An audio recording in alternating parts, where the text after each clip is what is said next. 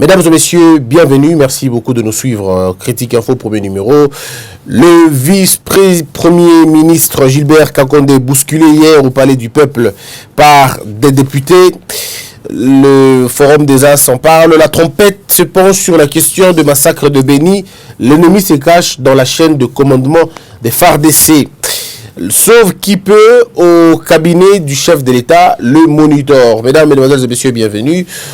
Vous avez lu le titre qui est quand même provocateur, mais excusez-moi de le dire, nous devons chasser les voyous à l'Assemblée nationale.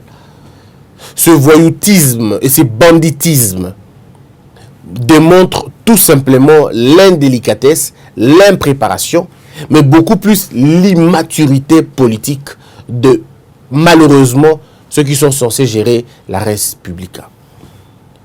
Hier, mesdames, mesdemoiselles et messieurs, deux assemblées nous ont montré jusqu'à quel niveau on était encore immature jusqu'à ce point.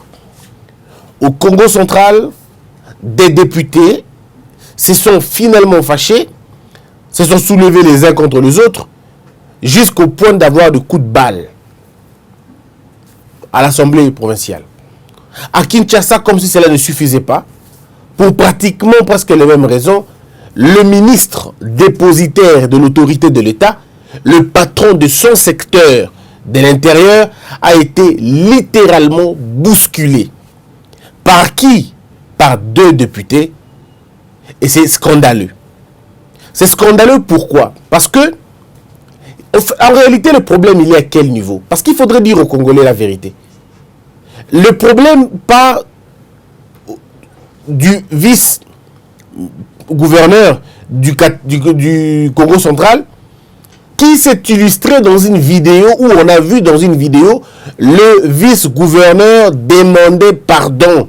Le vice-gouverneur, je le dis ici, en victime. C'est-à-dire que le monsieur s'est retrouvé dans une position, dans une posture avec une dame qui finalement se retrouve aujourd'hui, je ne sais pas moi, en dehors du pays. Cette femme a pris le plaisir et le soin de filmer, non seulement de filmer, mais de publier même la vidéo, alors qu'il y avait dans cette salle, toutes les autorités sécuritaires du pays, ça veut dire de la province, étaient présentes, et ils se sont donnés eux aussi allègrement à ce spectacle macabre, vilipendant ainsi le gouverneur, le vice-gouverneur, le traînant dans la boue, et avec au passage la réputation de toute une province. Le FCC, comme ils aiment toujours jouer à l'hypocrisie, il faut un communiqué qui va à l'encontre de la volonté de ceux qui étaient déjà dans la province. Les voix vont s'élever des uns et des autres. Il y en a qui vont dire que ce n'est pas bien, la lettre du FCC, elle est abjecte. D'autres disent à lui finalement le communiqué du FCC. On a eu deux sons de cloche. Le premier, il faut que le gouverneur parte. Le deuxième, il faut que le gouverneur reste parce qu'il s'agit de problèmes internes. Mesdames, Mesdemoiselles et Messieurs, je dois vous rappeler encore une chose, un élément important que les gens oublient dans ce débat. Dans la vidéo, le gouverneur, on ne le voit pas. Ni lui, ni quelqu'un d'autre. Il n'y a pas le gouverneur là-bas. La personne qui filme, qui pose des questions, qui se transforme et se substitue en juge ou en procureur, c'est cette dame-là. Cette dame-là, c'est elle, finalement, qui pose des questions dans la vidéo. Elle se trouve être l'assistante du gouverneur, d'où le raccordement est fait par rapport au gouverneur. Mais ici, il y a une question de droit. Il y a une question de droit, il y a une question de moralité et puis il y a une question politique. Allons-y dans les trois chemins. En termes de droit, c'est quelle infraction? Ils sont incapables de nous dire exactement c'était quoi l'infraction. On ne peut pas parler de l'adultère parce qu'il n'y a pas eu plainte de la femme de ce vice-gouverneur. Donc il n'y a pas adultère. Du point de vue de droit. Je ne parle pas ici de la sociologie. Je parle du droit. Il y a adultère lorsque l'un des partenaires porte plainte. Il n'y a pas eu plainte. De deux, est-ce que le vice-gouverneur est mineur? Non. Est-ce que le vice-gouverneur a forcé la main à la dame? Non. Qu'est-ce qui se passe exactement? C'est entre guillemets des rapports sexuels. Je ne sais pas s'il y en a eu d'ailleurs, parce qu'au cours de la vidéo, ce dont on voit dans la vidéo, il n'y a pas de rapports sexuels. Ce sont des histoires qui sont faites post-arrangement. Est-ce que le vice-gouverneur a contraint cette dame à avoir des rapports sexuels avec lui? C'est clair et établi? Non. Parce que dans la vidéo, vous entendez comment le vice-gouverneur dit que même comment on l'a appelé, comment il a été invité dans cette maison-là. Et la maison se trouve être la maison de la dame. Donc on ne peut pas venir violer quelqu'un chez elle, et vous le savez. Le principe est simple, on ne peut pas venir violer quelqu'un chez vous et si facilement et allègrement. Et surtout pas une autorité comme ça. Et donc, de ce point de vue, il n'y a pas viol. Ben, c'est quoi l'infraction? On dit attentat à la pudeur. Prenons les 3 éléments constitutifs de l'infraction attentat à la pudeur. Est-ce que c'est un élément légal? Oui. Est-ce qu'il y a eu intention? S'il y a eu intention, quelle est l'intention finalement? S'il y a eu intention d'attenter à la pudeur ou aux mœurs, il faut que le monsieur brandisse, que le monsieur soit dans une sorte d'errance ou dans une sorte de jouissance, que le monsieur assume l'acte qu'il pose. C'est quelqu'un qui se prend allègrement une vidéo. En ce moment-là, on peut parler d'une intention d'attenter à la pudeur. Mais là, nous voyons un vice-gouverneur affaibli. On le voit contraint de s'asseoir. On l'interdit même de s'habiller. Et on le voit en train de demander à quelqu'un, donnez-moi les vêtements, donnez-moi mes vêtements. On confisque ces vêtements. Alors dites-moi, en quoi est-ce que c'est une infraction là-bas? C'est quoi cette infraction? Nous avons un principe en droit qui dit, on ne peut pas sanctionner quelqu'un pour une infraction qui n'existe pas. Une infraction n'existe pas, ça veut dire quoi une infraction qui n'existe pas? Une infraction n'existe pas du moment où elle n'est pas reprise dans votre arsenal juridique. On appelle ça l'inexistence d'une infraction. Et l'inexistence d'une infraction interdit toutes sortes de poursuites. Vous allez poursuivre quelqu'un sur base de quel type d'infraction? On ne peut pas substituer des infractions et coller comme ça comme on veut. Non, c'est de l'anarchie et c'est de l'arbitraire. Du point de vue de la loi, vous ne pouvez pas dire à quelqu'un qu'il a attenté aux mœurs des gens ou tout ça, à la pudeur, alors que la personne dans la vidéo, elle est en train de se fatiguer, elle est en train de demander qu'on l'habille et qu'on a refusé. Il y a eu même, là, en ce moment-là, les agents de sécurité du Congo central, la dame en question, ce sont en principe ces gens qui étaient des complices. Ce sont eux qui ont concouru à cette histoire. Mais bon, on n'en parle pas beaucoup. Ça, c'est du point de vue de droit. Alors, du point de vue politique maintenant. Oui, politiquement, tout peut se dire. Politiquement, tout peut se réfléchir. Politiquement, tout peut se raconter. Et là, je n'entre pas parce que tout peut se dire dans la politique. Mais du point de vue moral, c'est totalement immoral. Ce n'est pas normal. Ce n'est pas normal qu'un vice-gouverneur quitte chez lui à la maison et va dans une maison d'une administrée pour avoir des relations sexuelles. Déjà, c'est immoral. Que ça se sache ou que ça ne se sache pas, c'est immoral. La moralité publique doit être préservée. Et pour que la moralité publique soit préservée, il faudrait à un certain moment donné, quand on est élevé à des fonctions, il faut s'abstenir de certaines choses. Et même quand on a grandi en âge, il y a des choses qu'on ne fait plus, pas parce qu'on n'a plus plaisir, mais parce que l'âge que nous avons, les fonctions que nous possédons, et tout ça nous empêche de le faire. Mais malheureusement, on n'a pas vu ça. Le vice-gouverneur a été, à un moment donné, immoral. Les sécurités là ont été immoraux. Vous avez la dame, elle était immorale. Et donc c'était finalement une caverne d'immoraux. On est bien d'accord. Mais attention, tout ce qui est immoral n'est pas une infraction forcément. Parce qu'il n'y a pas une infraction qui s'appelle immoralité. Il n'y en a pas. Il n'y a pas une infraction qui s'appelle immoralité. Ça n'existe pas. Ce sont des infractions sociologiques qui ont comme punition la désapprobation sociale, qui ont pour punition ou sanction, c'est le mépris, le rejet, l'abandon. Ce sont des punitions de la société. Mais on ne peut pas dire dans le pénal que c'est comme ça, c'est comme ça, c'est comme ça. Bon, maintenant, au regard de toutes ces choses-là, dites-moi, mes frères et sœurs, dites-moi en quoi est-ce que le droit doit intervenir dans ça. Et puis encore, on amène le vice-gouverneur, le gouverneur. On le met dans ça.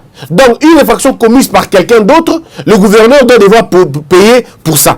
Ça veut dire quoi ici? Justement, si je dois expliquer convenablement, ça veut dire l'assistante qui filme, pour des raisons qu'elle dit elle-même qu'elle devrait avoir de l'argent, et vous avez vous-même suivi, elle était en train de demander l'argent, et là, le monsieur était en train de dire, tout était clair. Maintenant, on demande au gouverneur de répondre. Il va répondre sur base de quoi? Il faut qu'on l'inculpe, il faut qu'on l'accuse, il faut qu'on l'interpelle. Mais finalement, est-ce qu'il y a des preuves? Il n'y en a pas. Bon, on va laisser tout ça. Le FCC est majoritaire au niveau de l'Assemblée nationale provinciale. Je l'ai dit plus d'une fois. Majoritaire au niveau de l'Assemblée provinciale. Pourquoi le FCC n'a pas poursuivi les députés, disons le vice-gouverneur et le gouverneur? Pourquoi il n'y a pas eu motion de censure déjà à cette époque-là? Il n'y a pas eu. Le procureur avait besoin, on l'a refusé. Donc, vous connaissez tous l'histoire, mesdames. Vous connaissez tous comment ça s'est réellement passé. Le FCC a bloqué d'un côté.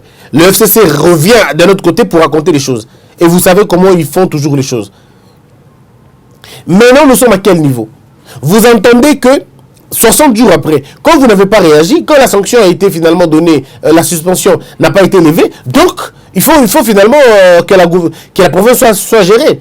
Le vice-ministre, premier ministre chargé de l'Intérieur, va réhabiliter le gouverneur et le vice-gouverneur. Comme quoi, il le réhabilite pour le laisser entre les mains de leur province. Si la province estime, les députés provinciaux estiment que ce monsieur a sali notre province, on n'a pas besoin de lui, on va finalement faire une motion de censure et le ministre ne va pas s'opposer. Pourquoi le ministre de l'Intérieur s'opposerait à une sanction de l'Assemblée provinciale? Il ne peut pas. Il ne peut pas s'opposer. Et donc, le Premier ministre remet le compteur à zéro pour permettre à l'Assemblée provinciale d'agir en bonne et due forme. Non, les autres ne l'entendent pas de cette oreille. On l'accuse d'être dans l'impunité, ainsi de suite. J'aimerais faire comprendre les gens quelque chose, parce qu'il faut finalement le dire. Et ceux qui ont vu la bêtise, ne l'ont pas sanctionné. Et le ministre qui a appris la bêtise, il a sanctionné. Parce que c'est le ministre de l'Intérieur qui a suspendu M. Atou et son vice. L'Assemblée provinciale, à cette époque-là, n'était même pas capable de faire une motion contre lui. Même pas capable de le laisser entre les mains de le laisser entre les mains de la justice. Alors je ne sais pas qui finalement se moque de qui. Aujourd'hui, le FCC veut faire des leçons au ministre de l'Intérieur, comme quoi il protège Atou. Mais qui a commencé à protéger Atou en premier? Parce que vous aviez la possibilité de faire une motion de censure. Vous ne l'avez pas fait. Vous aviez la possibilité de les livrer à la justice. Vous ne l'avez pas fait. Lui, le ministre de l'Intérieur, a pris la décision de le suspendre. Alors dites-moi, qui fait quoi maintenant? Qui combat l'impunité et qui est pour l'impunité? C'est vous qui êtes pour l'impunité. Maintenant que le gouverneur a été réhabilité et lui et son vice ont été, réhabilités. Non, c'est un député qui s'appelle, je ne sais pas moi comment il s'appelle encore, le député en question. C'est un député qui s'appelle Poba, je ne sais pas moi, Poba, il est du Congo central. D'abord, il a fait un audio il n'y a pas longtemps, en disant non, je vais demander à mes amis de l'opposition que je mette les habits, comme ça le ministre va voir si c'est bon. Non, je ne comprends pas. Mes frères, le malheur que nous avons eu dans ce pays, c'est de nous retrouver dirigés par des personnes qui ne comprennent même pas ce qu'ils doivent faire. Je pense même qu'on est allé trop loin. On aurait eu des cours de récupération. On aurait eu des cours ici, des cours d'encadrement, de remise à niveau. Qui est député et qui ne l'est pas? C'est quoi un honorable? Pourquoi on dit que député, c'est un honorable? Mais regardez les actes que, entre guillemets, ceux qui sont censés être nos députés, moi je veux vraiment dire des députés. Voilà comment ils se comportent. Un député qui se permet de se battre dans une assemblée. On va dire même aux États-Unis, ça se passe comme ça. On sait comment vous êtes. Quand il y a une bêtise, vous voulez copier les États-Unis. Mais vous ne voulez pas copier leur démocratie. Quand il faut parler de leur démocratie, oh non, ils ont fait beaucoup de temps. Mais dans la bêtise, ils n'ont pas fait beaucoup de temps. Hein. C'est malhonnête. Oh, même dans les assemblées d'Espagne, on voit les gens se battre. Oui, mais quand on vous demande d'avoir de démocratie comme en Espagne, vous dites quoi? Non, ils ont des siècles. Et pourquoi dans la bêtise, ils n'ont pas de siècles? Donc vous êtes rapide à copier la bêtise, mais vous êtes incapable de copier les bonnes choses. Alors c'est quel type d'homme êtes-vous? Depuis quand un député se bat? Depuis quand un député se bat? Et se battre où? À l'Assemblée nationale? C'est quoi cette histoire? C'est quoi cette histoire? Pourquoi nous avons vilipendé Makambu Yabou? Comment on a vilipendé l'Assemblée nationale? Déjà, on ne comprend pas. Parfois, quand vous les entendez parler, c'est comme des atalakou. Quand vous les entendez parler, c'est comme des... Je sais pas comment je veux dire. Hein. C'est comme des personnes qui n'ont pas de tête. Non, l'Assemblée nationale n'est pas un regroupement de cons. Excusez-moi. Ce n'est pas un regroupement de personnes écervelées.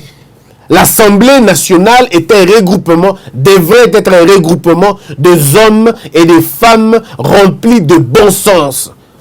Le combat au niveau de l'Assemblée nationale doit être un combat d'idées, doit être un combat d'idéologie. On ne se touche pas dans le corps, on ne se touche pas au corps. Ça veut dire quoi cette histoire? Et vous arrivez même à bousculer un ministre de l'Intérieur. Je ne comprends pas ce que ça veut vraiment dire. Alors, je ne sais pas ce qui s'est passé dans la tête de M. Poba et de M. Matézel. Si c'est Matézel, aussi c'est... on va voir son nom encore. C'est M. Matézel. Ah, celui, le dissident de l'autre là, de Nembwana Semi. Il était avec Nembwana Semi à un moment donné. Il a trahi Nembwana Semi. Il aurait trahi, je vais dire ça, il aurait trahi Nembwana Semi pour en faire devenir, je crois, lui-même son leader. Bref, il y a tellement beaucoup de choses là-bas. Et ce sont les deux qui finalement se sont illustrés hier en gangster du ministre de l'Intérieur. Bon, et puis quand on va réfléchir après, on se dit, mais pourquoi c'est seulement le ministre de l'Intérieur? Il y avait le ministre de la Défense aussi. Pourquoi on n'a pas bousculé celui de la Défense? Pourquoi on bousculerait seulement celui de Cash? Je ne comprends pas. Pourquoi on n'a pas bousculé le ministre de la Défense? Parce qu'ils étaient à deux. Pourquoi lui, on ne l'a pas bousculé? On bousculera seulement le ministre de Cash. Ça veut dire simplement dans cette coalition, le FCC ne respecte pas le cash. Et ici, il faudrait des uppercuts encore, de vrais. C'est pourquoi je demande au vice-président, premier vice-président de l'Assemblée nationale, à ça mon discours Mouké. Je crois que le discours ils ont calmé tout le monde Mouké. Qu'il essaie encore de faire un autre discours, peut-être ça peut calmer, faire revenir les gens à la raison. C'est pas normal. Ce n'est pas normal. Hier, c'était le président qu'on insultait. Aujourd'hui, c'est un ministre qu'on veut frapper. Demain, ça va être quoi? Demain, ça va être que le président peut être dans le conseil et c'est possible. C'est possible que des députés qu'on peut facilement manipuler, qu'on peut facilement faire dire des choses, ils peuvent aussi que le président avec la réunion, avec la siffler. Ces députés sont capables de le faire. Les députés téméraires, modèle, on n'a pas capable de faire ça. Député honorable, il faut qu'on ait Sony. Il y a beaucoup c'est des choses que vous ne pouvez pas faire parce que vous n'êtes pas des exemples de ce pays. Là où le ministre de la Défense devrait faire des choses, on tue les gens à l'Est. Chaque jour, il y a mort d'homme là-bas, vous ne dites rien. Là, vous ne vous fâchez pas, ça ne vous indigne pas. Mais là où on réhabilite le gouverneur, où il n'y a pas eu mort d'homme, c'est là où vous voulez réagir. Donc, quand si Nabine Bimi, Natangu, le gouverneur, les 6 millions de morts, on coupe à l'Est du pays, on vit ministre de la Défense, il faut appeler ça ordre de Malunga, ça ne vous indigne pas. Ce qui vous indigne le plus, c'est des députés, on a réhabilité les gouverneurs. Et puis vous rentrez chez vous à la maison, je suis député, je suis honorable. Vous n'êtes pas des honorables, vous êtes peut-être des députés. Vous n'êtes pas des honorables. Vous êtes des déshonorables, parce qu'un honorable n'insulte pas. Tout le monde est un honorable, un député Moussouba commis. Vous le voyez comment il raconte des choses. Autant les députés, mais au député, quand il y a Congo, au député, il y a commis mort quelconque. Parce que moi, je ne sais pas imaginer, je ne sais pas comprendre. Mais quand même, il faut dire, hier dans la soirée, le monsieur Matézel, aussi c'est Matézel là, lui, il s'est quand même excusé. Il a dit que c'était pas bien l'acte qu'il a posé. Mais un homme intelligent ne demande pas que pardon. Un homme intelligent fait en sorte que le mal n'arrive pas. C'est les choses que vous devriez, en principe, vous contenir. Vous pensez à quoi exactement? Celui qui est ministre, a changé de décision. Mais est-ce que vous réfléchissez par moment avant de poser des actes? Je crois que Ouad avait raison. Ouad avait raison, le président sénégalais, l'ancien président sénégalais avait raison, la classe politique congolaise est malade. Ce sont des politiciens sans culture politique. Vous allez vous illustrer comme ça. Non, je demande à Madame Mabunda. Madame Mabunda, honorable, je vous demande, en tant que citoyen congolais indigné par le comportement, s'il vous plaît, demandez, sanctionner sévèrement M. Poba, qui est un honorable, mais non, qui est député, sanctionnez-le terriblement. Terriblement, comme c'était le cas à l'époque de M. Aubin Minakou. M. Aubin Minakou avait pris une décision courageuse de sanctionner des députés qui, à l'époque, s'étaient vertués dans des actes comme ça. Je demande aussi aux députés de Cash de vous réunir, vous aussi, et demander, si possible, l'invalidation pure et simple de M. Poba et des autres. Vous devez donner l'exemple. On ne touche pas à une autorité de l'État. On ne le touche pas. Et ça, vous devez donner ça comme exemple. Ceux qui sont députés, comme Simba ministre. Ceux qui sont députés, comme un niveau Simba ministre. Il y a Kobundisa Bango. Dans le niveau du cabinet, il y a parlement. Que diriez-vous de ces paisibles citoyens qui se battent avec des policiers chaque jour? Bapetio agent SNEL na banda kuna bango tant ba otika facture na régie des eaux bilo bon c'est bon parce que quand on sait déjà qu'un député peut lui bousculer un ministre, si un député peut bousculer un ministre, donc un civil peut se battre avec un militaire. C'est quel exemple vous donnez à la population? C'est quel exemple vous donnez à la population? Nous devons d'abord commencer par faire respecter l'autorité de l'État. Les dépositaires de l'autorité de l'État doivent être de sacrés. On ne blague pas avec eux, on ne les touche pas. On les attaque dans les idées. On les attaque dans les propos. On les attaque dans la réflexion. Mais on ne peut pas toucher leur corps. Non, ils sont sacrés. Ils sont sacrés. Il faut éviter la junglisation. On ne peut pas jungliser le Parlement. Le Parlement, ce n'est pas la jungle. Non. Ce n'est pas la jungle. Donc vous voyez que les gens amènent les émotions, les gens amènent les sentiments dans Bango et comme non, écoutez, les affaires d'État ne se règlent pas avec des états d'âme. Les affaires d'État se règlent avec l'âme de l'État. On ne peut pas avoir son état d'âme là-bas. Non, ça n'est pas connu. Surtout on prend ton téléphone, vos téléphones là, on essaie de voir, on trouverait qu'il y a des choses bien, Qu'est-ce que vous faites en privé vous-même? Avant d'enlever la poutre la mission Moninga, nous n'avons pas eu la mission.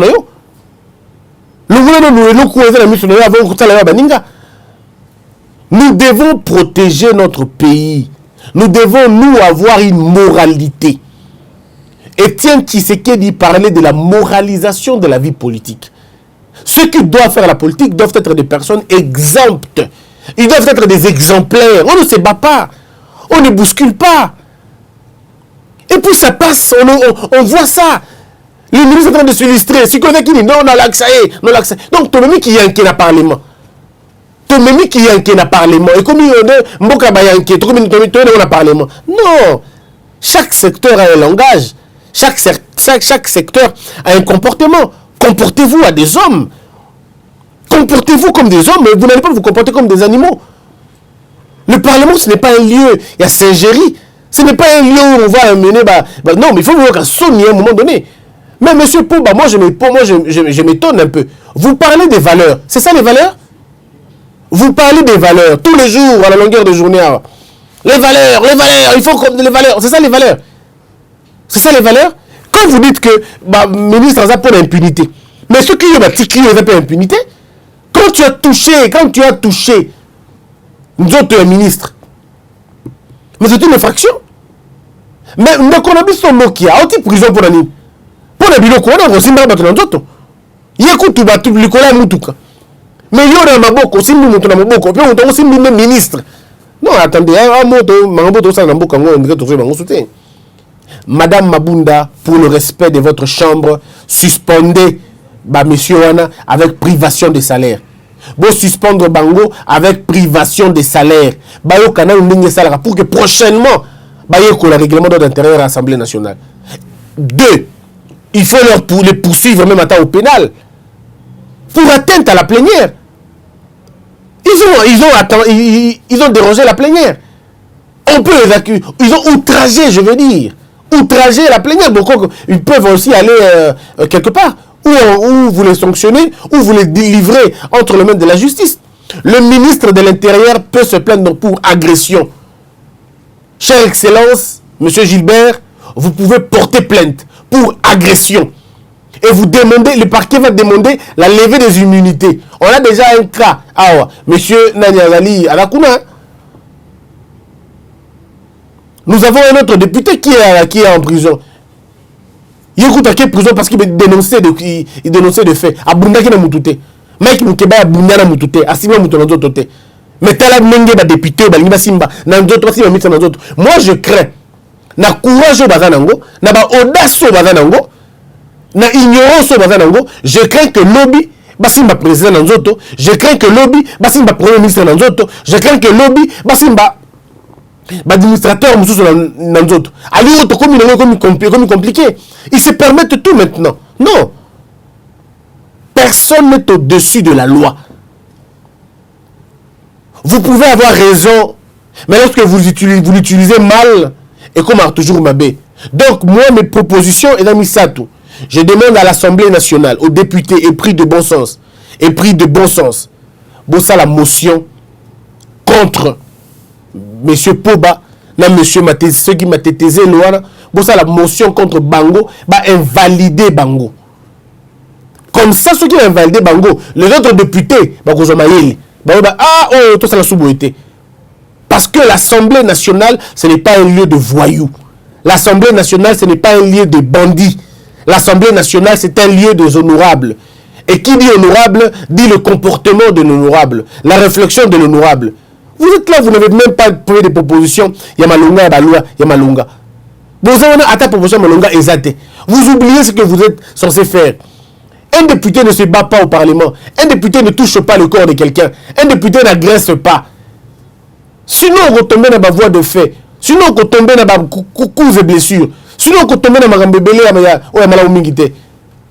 Et là, parce que bon, on a beaucoup de cash, on a habité. Ceux qui avaient comprendre de place, c'est totalement